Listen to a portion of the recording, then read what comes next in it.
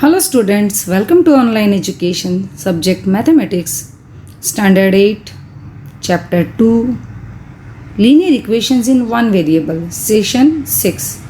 In the previous session, we have completed the sums of exercise 2.4 till question number 5. It means in the previous session we have done up to question number 5. So today we will do the rest of the sum. So let's begin with the question number 6. There is a narrow rectangular plot reserved for a school in Mauli village. The length and breadth of the plot are in the ratio 11:4. At the rate of rupees 100 per meter, it will cost the village panchayat rupees 75,000 to fence the plot. What are the dimensions of the plot? See, this is a plot.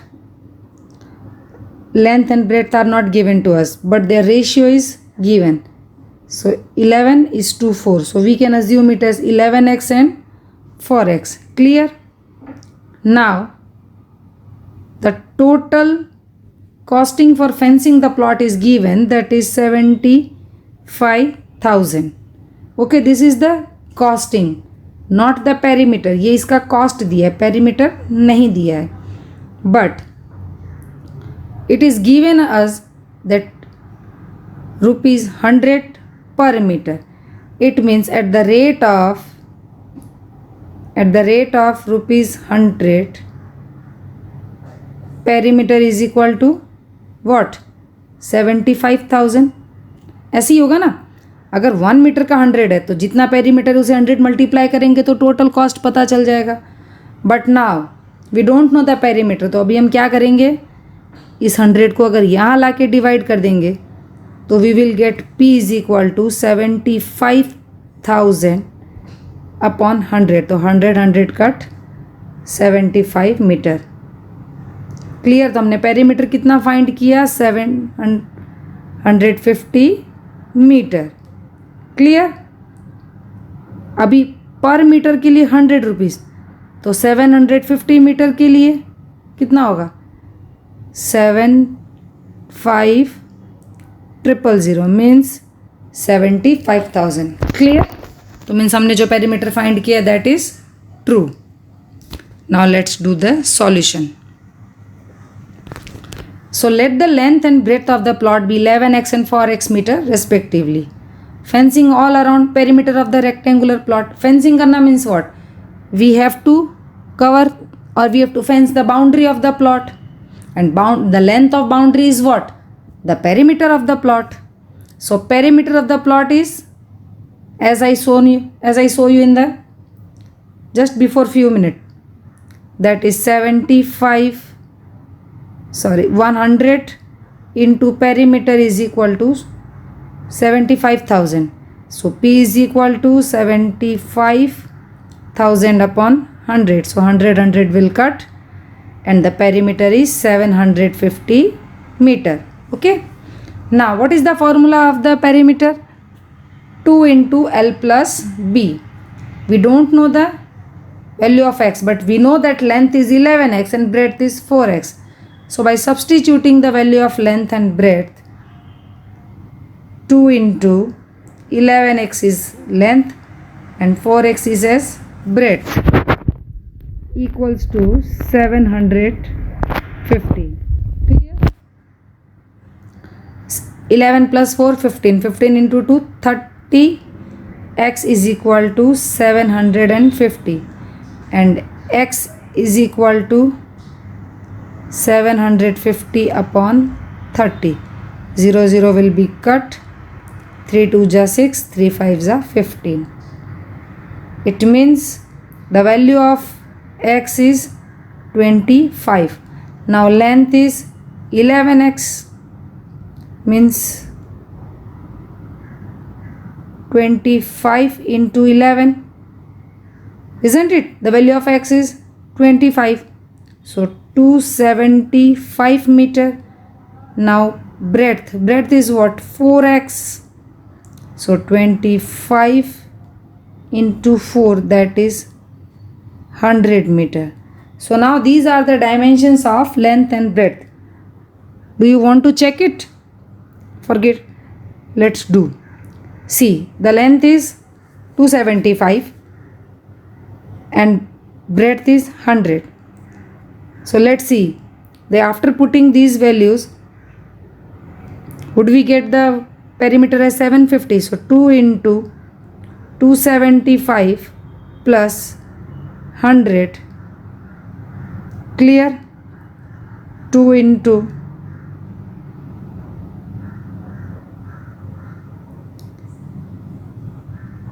375. 2 5s are 10, 2 7s are 14, plus 1 15, 1 2 3 are 6 plus 1 7. 750 meter. It means the dimension which we have found is correct. Clear? Now let's move to the question number 7. See, it is little bit confusing, so pay attention. Hassan buys two kinds of cloth materials for school uniform. Shirt material that costs him rupees 50 per meter and trousers material that costs him rupees 90 per meter. Okay. For every 3 meters of the shirt material, he buys 2 meters of trouser material.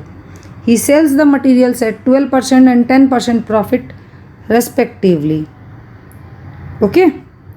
It means for shirt he is getting 12% profit and for trouser he is getting 10% profit.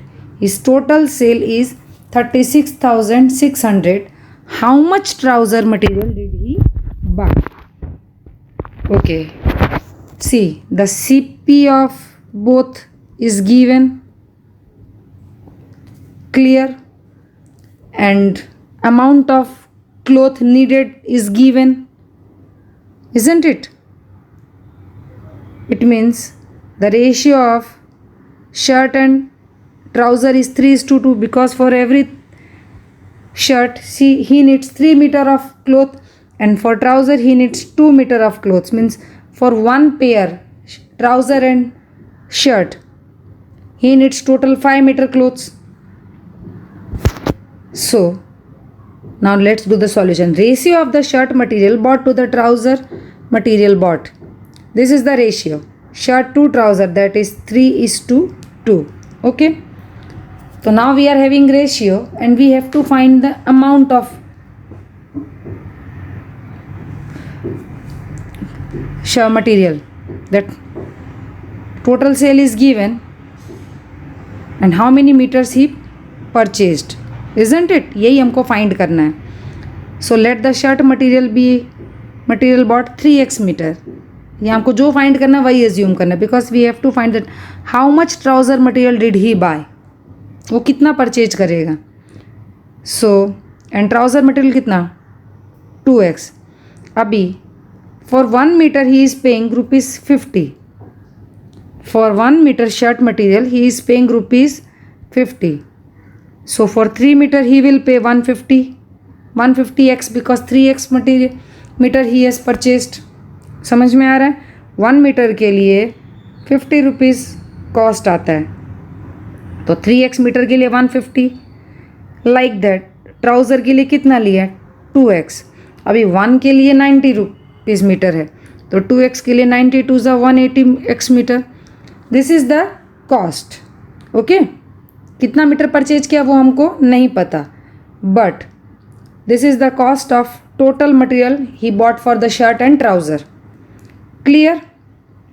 Now अभी हम वो selling कर रहा है at 12% and 10% profit. It means for shirt he is getting 12% profit and for trouser he is getting 10% profit. But the selling price is not given. Selling price is not given. Clear. हमारे पास cost price है total selling है CP plus profit gives us selling price, isn't it? Cost price में जब आप profit add करते हैं तो it is giving us selling price, but selling price is not given to us. So let the selling price of shirt and trousers cloth ₹100. Clear? अभी देखो, जब ₹100 CP है, क्लियर? जब ₹100 CP है तो SP कितना होगा? अभी हम शर्ट का कैलकुलेट करते हैं. शर्ट में कितना % प्रॉफिट है? 12%. तो CP प्लस प्रॉफिट 100 का 12% कितना? ₹12. तो SP कितना हो जाएगा हमारा? 112. समझ में आया? क्लियर? अभी ट्राउज़र का जब ₹100 CP है और 10% प्रॉफिट है तो SP कितना हो जाएगा? 110. तो this is the selling price of shirt and this is the selling price of 100 trouser, that is 112 and 110 respectively. Clear? समझ में आया? अभी देखो, SP of trousers cloth at 10% profit. ठीक है, अभी जब ₹100 CP है, व्हेन CP 100 तो SP इज 110.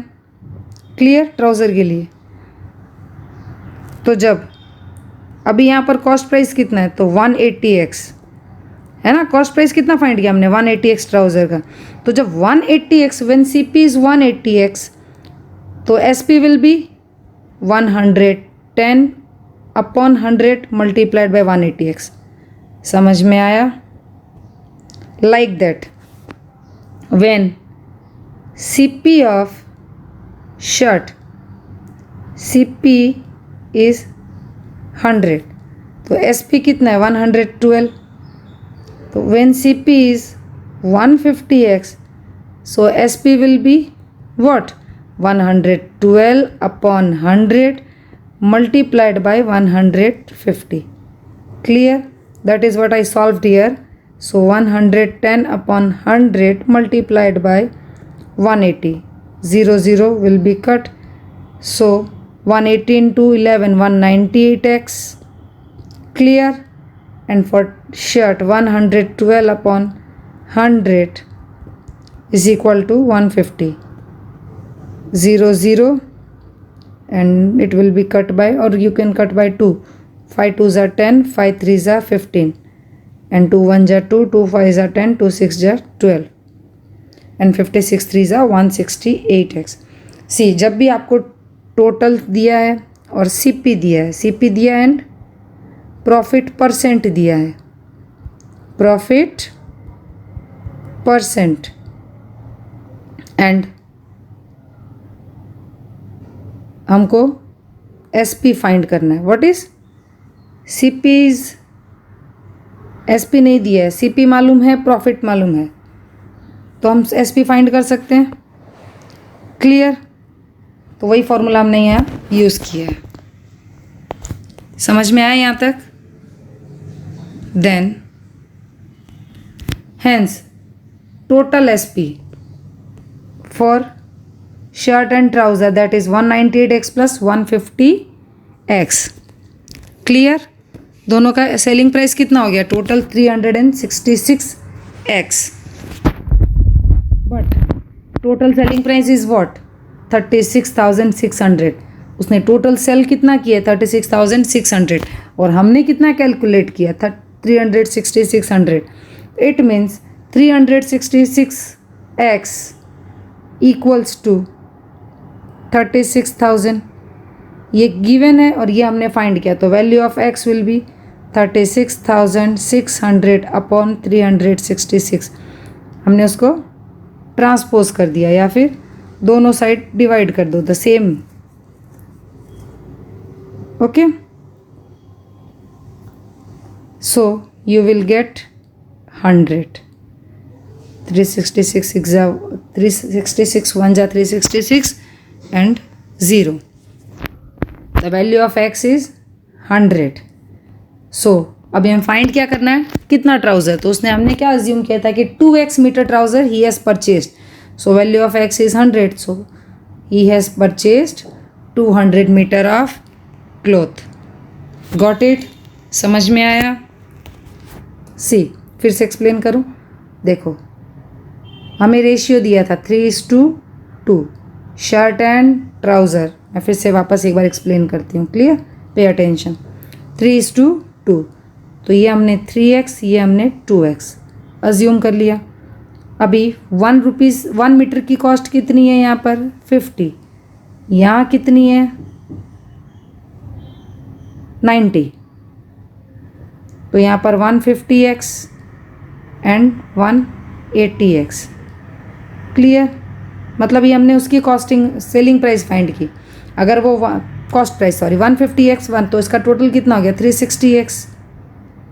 और अभी दिया कितना है?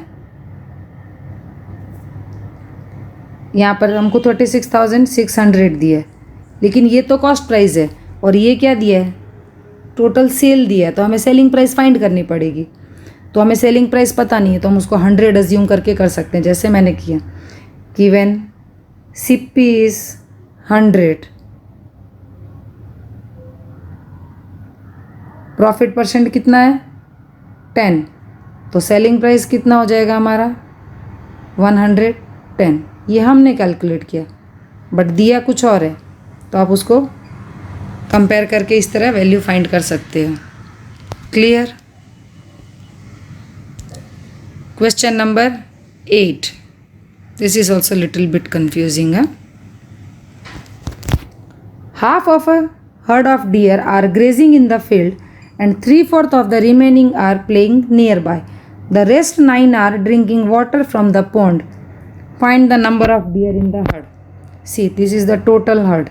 This is a herd. Deer are grazing. First of all, what is given in the question? That half of the herd are grazing. अभी grazing कितना है? Half. 1/2. क्लियर? जो भी है उसका 1/2.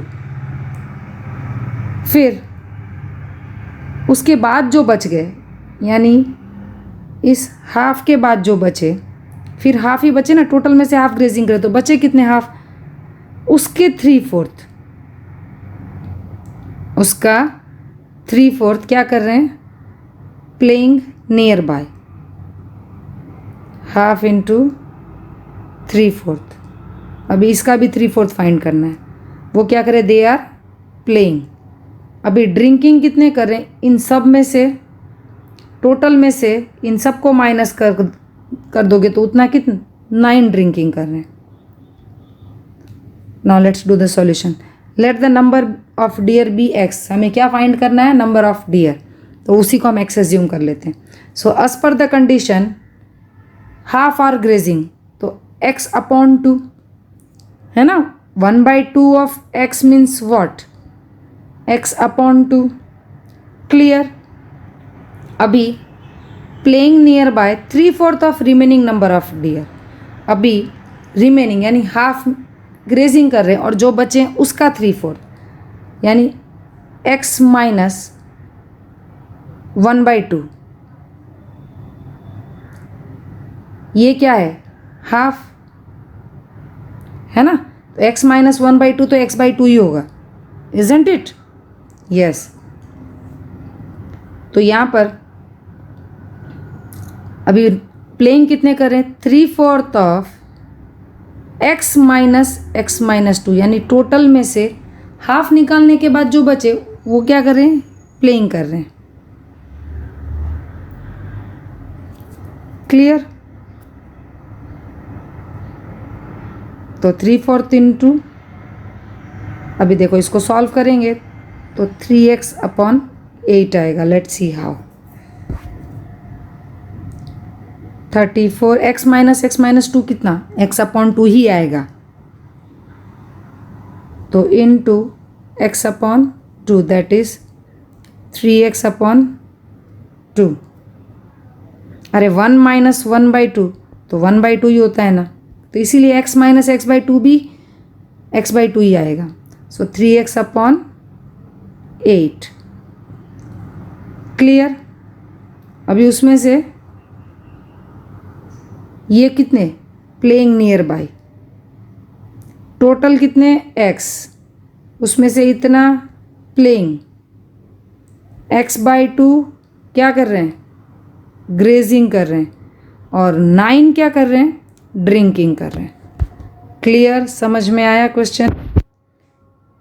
नाउ इक्वेशन, जो ग्रेजिंग कर रहे हैं, deer which are playing plus which are drinking equal to total deer. समझ में आया. ये क्या कर रहे हैं, फील्ड में ग्रेजिंग कर रहे हैं, ये प्लेइंग कर रहे हैं, और ये ड्रिंकिंग कर रहे हैं. इन सब का टोटल कर देंगे तो हमको क्या मिलेगा, the total number of deer. Clear. So now let's collect the terms. So x upon 2 plus 3x upon 8 minus x equals to -9.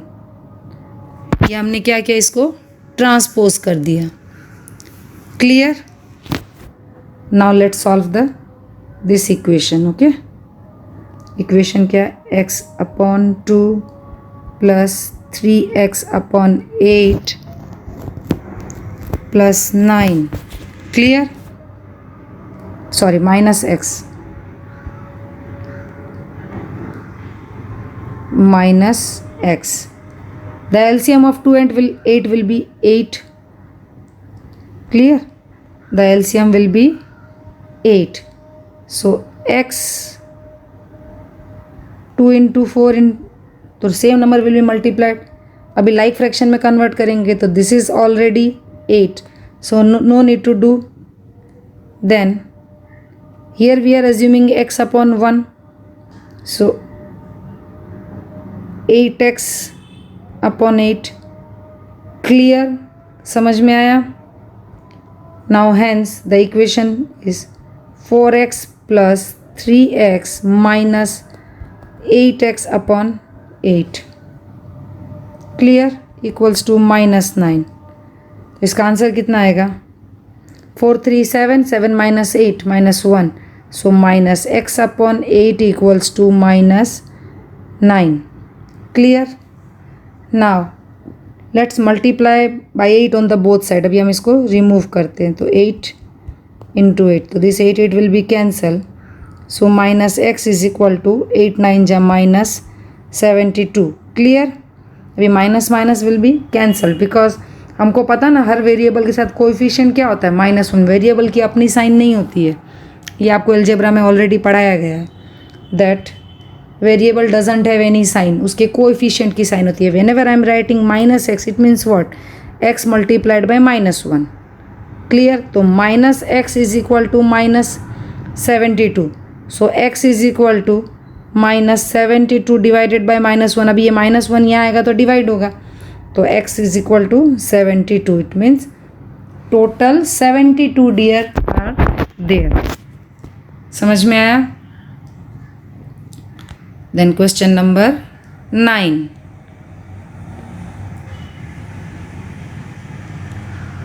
A grandfather is 10 times older than his granddaughter. He is also 54 years older than her. Find their present ages. तो जो find करना वही assume करेंगे. So let the present age of granddaughter is x years. Okay. The present age of grandfather 10 और 10 times of grand daughter, तो 10x years. Now you can find two type of equation. See, it is given in the question that he is also 54 years older than her. Means अगर granddaughter की age x है और उसमें +54 कर देते हैं तो ग्रैंड फादर की age that is 10x. Clear. या फिर दोनों की एज का डिफरेंस कितना है, 10x minus x is equal to 54. बात सेम है कि नहीं. So as per the condition 10x minus x is equal to 54, और यहाँ पर आप x plus 54 is equal to 10x, ये इक्वेशन भी फॉर्मेट कर सकते हो. So same 54 is equal to 10x minus x. So 54 is equal to 9x and x is equal to 54 upon 9, that is 6. Hence the present age of granddaughter is 6 years and grandfather is 6 10 जा 60. Simple है ना. So as वाले sums तो बहुत फटाफट solve होते हैं इसमें. Clear. Now the last sum of exercise 2.4.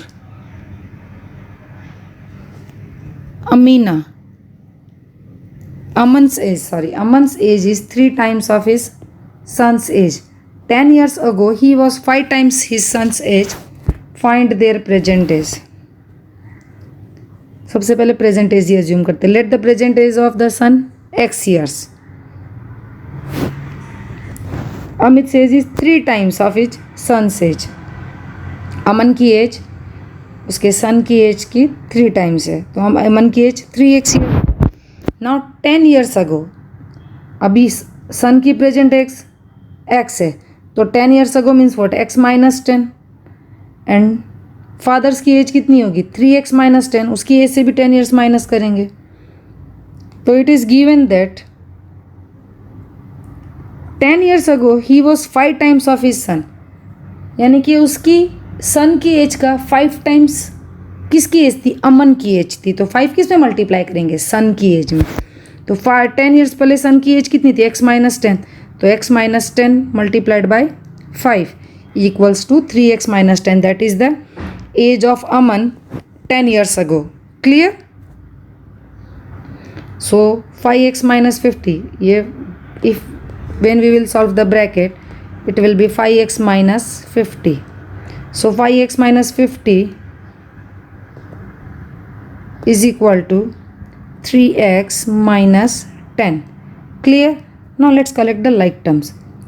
By transposing 3x to the left hand side and 50 to the right hand side. So 5x minus 3x and 50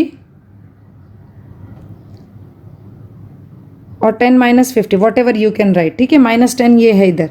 अगर हम इसको ऐसे ही रखेंगे तो 50 प्लस, तो प्लस माइनस माइनस. समझ में आया. सो 2x इज इक्वल टू, ये प्लस था इसलिए मैंने 50 को पहले लिख दिया. क्लियर. अदरवाइज माइनस 10 प्लस 50, तो plus minus again it will be 40. Clear. So x is equal to 40 upon 2, that is 20 years. अभी अमन की उसके सन की एज कितनी है, 20 years. अमन की कितनी होगी, 3 time of his sons age, that is 23 जा 60 years. So the age of Aman is 60 years and his son is 20 years. Clear. So here we have seen some applications having variables on the both sides. Clear. So keep on practice. Hope you all will understand very well.